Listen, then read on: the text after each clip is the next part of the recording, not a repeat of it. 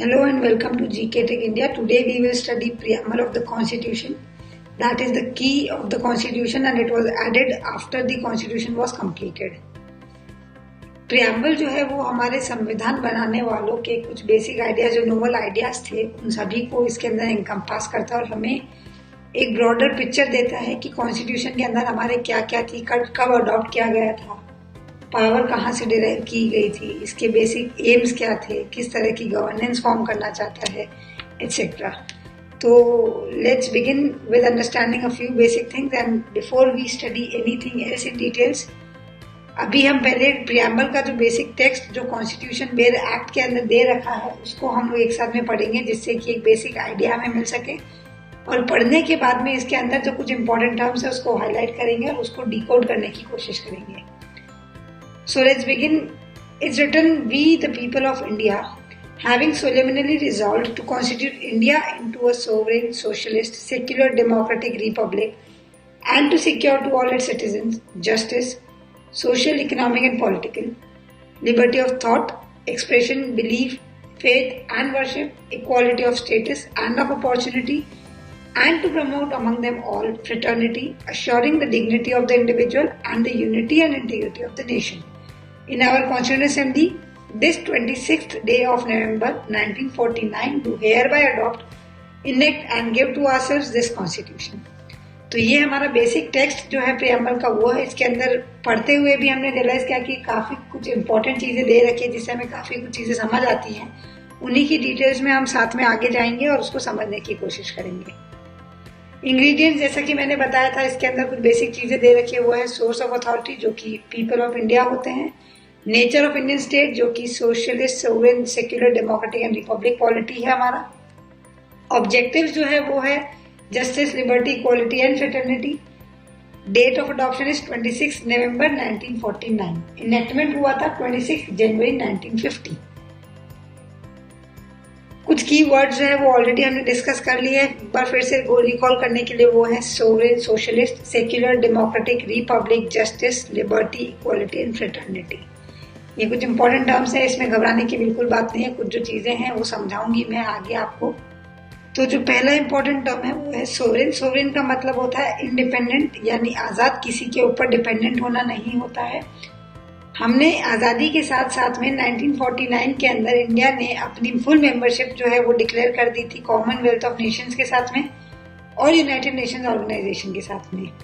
लेकिन eight the same time ये मानना जरूरी है और ये समझना जरूरी है कि इन दोनों की मेंबरशिप से हमारी इंडिपेंडेंस को कोई हार्म नहीं हुआ, कोई लेना देना नहीं है. इंडियन पार्लियामेंट के पास पूरी आज़ादी है अपने लॉज को, अपने कॉन्स्टिट्यूशन को अमेंड करना और चेंजेस लेकर आना. इंडिया जो है उसके पास में ये भी पावर है कि वो अपना पार्ट जो अपनी कंट्री का कुछ एरिया है उसको काट के किसी और देश को दे सकता है या किसी और देश से अपने पास में कैप्चर करके ले सकता है, गिफ्ट की तरह ले सकता है या किसी आर्टिकल के थ्रू ले सकता है. अगला इंपॉर्टेंट टर्म जो था वो था सोशलिस्ट. टर्म सोशलिस्ट जो है वो 42nd अमेंडमेंट के द्वारा ही हमारे कॉन्स्टिट्यूशन में ऐड किया गया था और वो ओरिजिनली कॉन्स्टिट्यूशन का पार्ट नहीं था. कॉन्स्टिट्यूशन का पार्ट ना होते हुए भी कहीं ना कहीं किसी फॉर्म के अंदर हमारा कॉन्स्टिट्यूशन हमें एक सोशलिस्टिक अप्रोच पहले से दे रहा था. वो था directive principle of state policies के थ्रू. जो directive principles of state policy हैं वो बेसिकली गाइडिंग प्रिंसिपल्स हैं कि हमारे स्टेट को, हमारी गवर्नमेंट को वाइल फॉर्मिंग लॉज इन चीजों को ध्यान में रखते हुए बनाना चाहिए. ये वैसे तो कानूनी तरीके से इम्प्लीमेंट नहीं हो सकते हैं लेकिन ये एक ऑब्लिगेशन है जो कि गवर्नमेंट को फॉलो करनी पड़ती है. इंडियन सोशलिज्म जो है वो डेमोक्रेटिक सोशलिज्म है और कम्युनिस्ट सोशलिज्म नहीं है. इन दोनों के बीच में सबसे बड़ा डिफरेंस जो है वो ये है कि कम्युनिस्ट सोशलिज्म जो है वो स्टेट ओनरशिप की तरह ज्यादा झुकाव रखती है. दैट इज जो स्टेट है उसके पास में सारी चीजों का ज्यादा कंट्रोल होता है. Apart from that democratic socialism का मतलब होता है कि स्टेट और पब्लिक दोनों ही एक साथ आते हैं. That is public private partnership जो आजकल बहुत ज्यादा कॉमन टर्म है वो यहाँ पे सिग्निफाई होती है. Mix economy again is the same thing. इससे हमारा मेजर जो एम था वो ये था कि हमें पॉवर्टी, इग्नोरेंस, डिजीज और इनइक्वालिटी ऑफ अपॉर्चुनिटी जो हमारे देश में है उसे खत्म करना है. ये चीज भी जरूरी है. इसमें से कई बार सवाल पूछा गया कि हमारी जो सोशलिज्म है उसका टिल्ट किसकी तरफ है या किसका ब्लेंड है. तो वो है मार्क्सिज्म और गांधीज्म का ब्लेंड है लेकिन टिल्ट टुवर्ड्स गांधीज्म होगा. अगला टर्म है सेक्युलर। सेक्युलर मतलब रिलीजन को रेस्पेक्ट करना। हमारे कॉन्स्टिट्यूशन ने ये चीज ऐड करने से पहले ही फंडामेंटल राइट्स के अंदर आर्टिकल 25 से 28 तक ये गारंटी कर दिया था कि हर एक रिलीजन को अपना एक इम्पोर्टेंट जो पोजीशन है सोसाइटी में दिया जाएगा, किसी की तरफ कोई बायसनेस नहीं होगी। प्रियम्बल के अंदर 42nd अमेंडमेंट के अंदर सोशलिस्ट की तरह सेक्युलर टर्म जो है वो भी ऐड कर दिया गया था। इंडियन सेक्युलरिज्म का एक साफ तौर पे जो मतलब है वो ये है कि सारे जो रिलीजन है उन सबका सेम स्टेटस होगा और स्टेट सबको बराबर का सपोर्ट देगा। अगला टर्म जो है वो है डेमोक्रेटिक।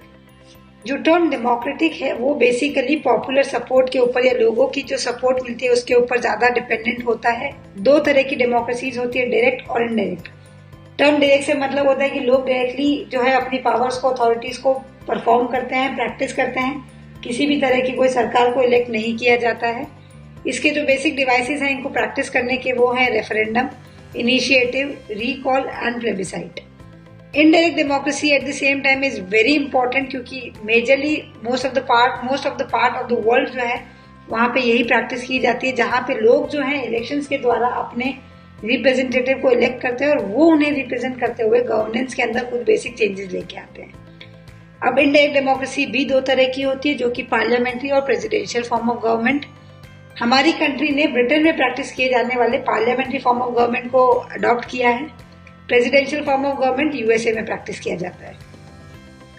जो टर्म डेमोक्रेसी है वो एम्ब्रेस सिर्फ पॉलिटिकल को नहीं करता है बट सोशल को भी करता है, जिसका सोशल और इकोनॉमिक डेमोक्रेसी को भी करता है। सोशल डेमोक्रेसी में मतलब आता है कि किस तरह से हम अपनी लाइफ को जीते हैं, लिबर्टी कितनी है, इक्वालिटी कितनी है, फ्रेटर्निटी कितनी है। लिबर्टी, इक्वालिटी और फ्रेटर्निटी को एक ट्रिनिटी की तरह एक साथ में देखा जाता है। जब इन्हें एक दूसरे से अलग कर दिया जाता है उसका कोई मतलब नहीं है, कोई अस्तित्व नहीं माना जाता। इसीलिए it is said that justice that liberty, equality and fraternity should be studied together. Next term that is mentioned in the preamble is Republic. जो टर्म रिपब्लिक है वो डेमोक्रेटिक पॉलिटी के अंदर ही दो तरह की कैटेगरीज में आती है। एक होता है मोनार्की। मोनार्की का मतलब होता है हेरिडिटरी किंग। जो पुराने समय में राजा महाराजाओं के समय होता था कि जो रूलर है, जो किंग है या क्वीन है, वही हमारे गवर्नमेंट को रूल करेगा। कोई इलेक्शंस नहीं हो रहे हैं, हम अपनी सरकार को बदल नहीं सकते, हम उन्हें क्वेश्चन नहीं कर सकते। उसके ही अगेंस्ट में दूसरा फॉर्म जो वो है रिपब्लिक, जिसके अंदर जो हेड ऑफ द स्टेट है वो हमेशा इलेक्टेड होता है। इंडिया के अंदर जो हेड है वो है प्रेसिडेंट, जिसको कि फिक्स्ड 5 ईयर्स टर्म पे इलेक्ट किया जाता है indirectly by the people of India. जो सोवरेनिटी है, पॉलिटिकल सोवरेनिटी जो है वो लोगों के हाथ में है, सरकार को बदलना उनके हाथ में है। Absence of any privilege class, यानी किसी भी तरह की कोई एक प्रिविलेज क्लास, एक प्रिविलेज कम्युनिटी नहीं होगी जो बार बार राजा बनेगा, जो हेरिडिटरी बेसिस पे राजा बनेगा। वेरएज एक इलेक्शन होंगे प्रॉपर, जिसके थ्रू हम किसी एक रिप्रेजेंटेटिव को अपना प्रेसिडेंट इलेक्ट करेंगे। अगला टर्म है जस्टिस। जस्टिस का मतलब होता है न्याय। जस्टिस जो है वो 3 बेसिक मेजर टर्म्स को एनकम्पास करती है, वो है सोशल, इकोनॉमिक एंड पॉलिटिकल। ये सारी जो चीजें हैं वो कॉन्स्टिट्यूशन में ऑलरेडी हम लोग प्रैक्टिस करते आ रहे हैं, लीगली जस्टिफाइबल है अंडर फंडामेंटल राइट्स और binding on the governance on the government is through DPSP. Social justice का मतलब होता है सभी लोगों के लिए बराबर का ट्रीटमेंट होना, किसी के लिए कोई सोशल डिस्टिंक्शन नहीं होना, किसी भी क्लास के लिए कोई बायसनेस नहीं होना, किसी भी की तरह की कोई प्रिविलेजेस नहीं होंगे। दैट इज हर एक कम्युनिटी को हम लोग बराबर देखेंगे और कुछ जो बैकवर्ड और डिप्रेस क्लास है उनको अपलिफ्टमेंट में हेल्प करेगा, उनको इक्वल अपॉर्चुनिटीज मिलेगी। इकोनॉमिक जस्टिस का मतलब होता है किसी भी तरह का इकोनॉमिक बेसिस पे हम लोग डिस्क्रिमिनेशन नहीं करेंगे। That is elimination of inequality in wealth, income and property. Then comes political justice. That is जितने भी हमारे citizens हैं उन सबके पास में political justice होना चाहिए, सबको बराबर न्याय मिलना चाहिए politically. That is political rights सबके बराबर होने चाहिए और political offices के access जो है वो सबके पास होनी चाहिए। गवर्नेंस के अंदर सबकी अपनी एक वॉइस होनी चाहिए, जो कि हमारे यहाँ पे 1 person 1 vote के बेसिस पे दी जाती है। कॉम्बिनेशन ऑफ सोशल और पॉलिटिकल जस्टिस को डिस्ट्रीब्यूटिव जस्टिस भी कहा जाता है और जो आइडियल ऑफ जस्टिस है वो हमने रशियन रिवॉल्यूशन से लिया था। अगला टर्म जो हमारे प्रीएम्बल के अंदर मेंशन किया गया है वो है लिबर्टी, यानी आजादी। आजादी का मतलब ये नहीं होगा कि पूर्ण तरह से हमें आजादी मिली है, किसी भी तरह की कोई भी चीज हम कर सकते हैं, किसी को हार्म कर सकते हैं और हमें गवर्नमेंट कुछ नहीं कहेगी। इसका वैसे तो बेसिक मतलब यही होता है एब्सेंस ऑफ रेस्ट्रिक्शंस, यानी किसी भी तरह की रोक टोक की एब्सेंस होती है, लेकिन इसका दूसरा मतलब जो सही मायने में हम लोग एक्सेप्ट करते हैं वो ये है कि providing opportunity for the Fuller development of individual personalities, यानी हम इंडिविजुअल पर्सनालिटी को ग्रो करने से नहीं रोकेंगे, लेकिन कुछ अगर वो गलत करेगा उस पर रोक लगाई जा सकती है। ये सिक्योर करता है liberty of thought, expression, belief, faith and worship through fundamental rights as well which are justiciable in nature. Essential जो है वो हमारे सबसे ज्यादा इंपॉर्टेंट होता है successful functioning of Indian democratic system के लिए लिबर्टी, क्योंकि अगर जब तक हम लोग रेस्ट्रिक्शन रखेंगे लोग एक डिसीजन नहीं ले पाएंगे, लोग किसी ना किसी और की वजह से अपनी चॉइसेस को इम्पैक्ट करेंगे और रेस्ट्रिक्टेड रहेंगे। इसकी कुछ लिमिटेशंस जैसा कि मैंने बताया था होती ही है हर जगह पे। That is why it is not absolute but qualified, that is कुछ सर्टेन कंडीशंस को क्वालिफाई करने के बाद ही वो इम्प्लीमेंट की जाती है।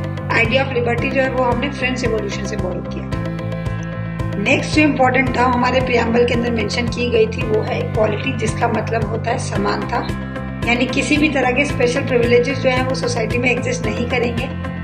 इसका दूसरा इम्पोर्टेंट मतलब जो है वो होता है कि adequate opportunity for all individuals without any discrimination, यानी सभी लोगों को बराबर के मौके मिलेंगे बिना किसी डिस्क्रिमिनेशन के।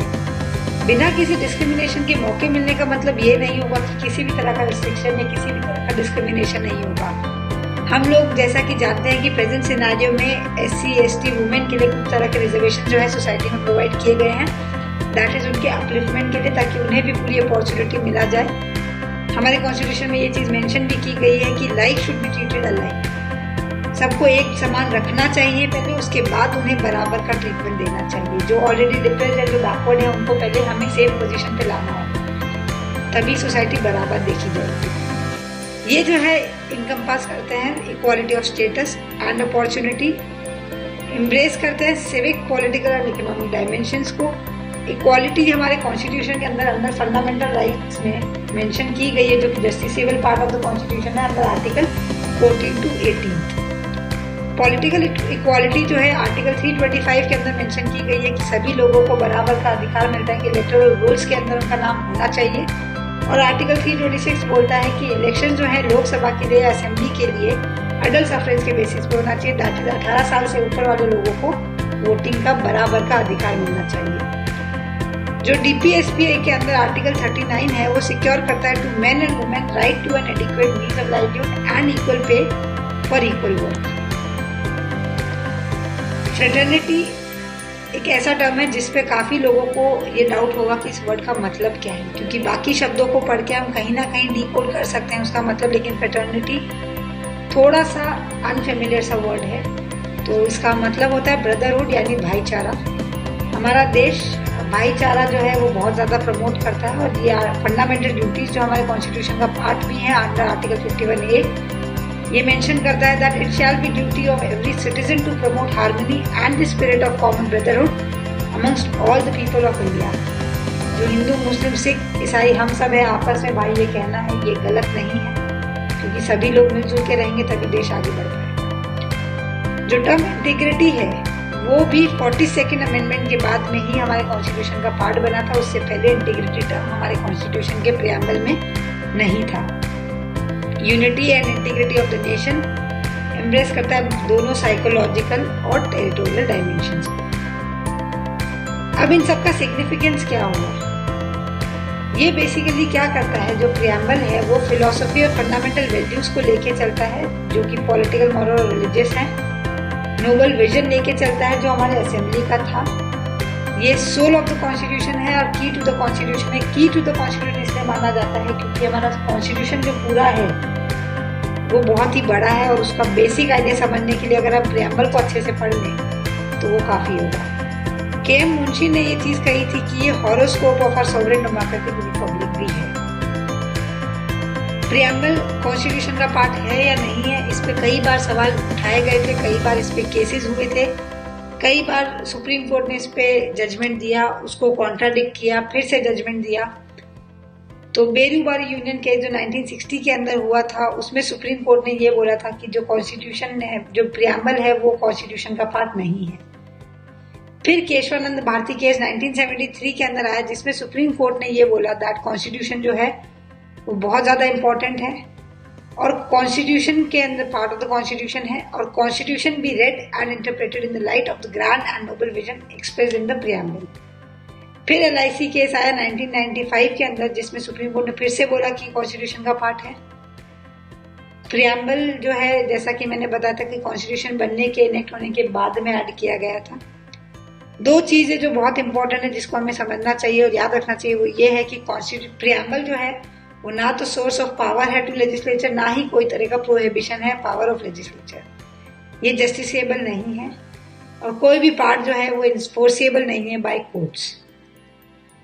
प्रियम्बल के अमेंडेबिलिटी पे भी कई बार सवाल उठाया गया था कि उसको हम लोग अमेंड कर सकते हैं या नहीं कर सकते हैं। तो इसके अंदर सुप्रीम कोर्ट ने केशवानंद भारती केस 1973 के अंदर जजमेंट देते हुए कहा था कि प्रियम्बल को अमेंड किया जा सकता है, लेकिन जो कंडीशन इम्पोज की गई थी वो ये था कि जो कुछ बेसिक फीचर्स हैं इसके, उन्हें हम चेंज नहीं कर सकते, जो कि नोवल आइडिया जो है असेंबली का उसको इनकम्पास करते हैं। Basic elements or the fundamental features of the Constitution as contained in preamble cannot be altered by an amendment under Article 368. Next जो लेक्चर होगा उसमें हम लोग देखेंगे कि अंडर आर्टिकल 368 अमेंडमेंट होता कैसे है या अमेंडमेंट का मतलब क्या होता है। Preamble has been amended only once in 1976 by 42nd Constitutional Amendment Act, which has added 3 new words: socialist, secular, and integrity to the preamble.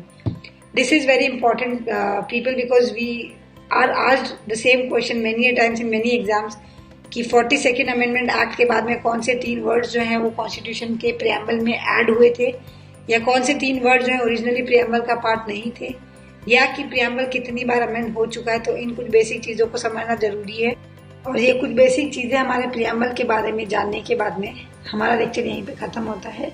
Next lecture में मैं अमेंडमेंट के बारे में बात करूंगी, किस तरह से अमेंडमेंट किया जाता है, अमेंडमेंट क्या होता है, कितने तरह की मेजॉरिटीज़ हैं और उनकी कुछ बेसिक चीज़ों को हम लोग जानने की कोशिश करेंगे।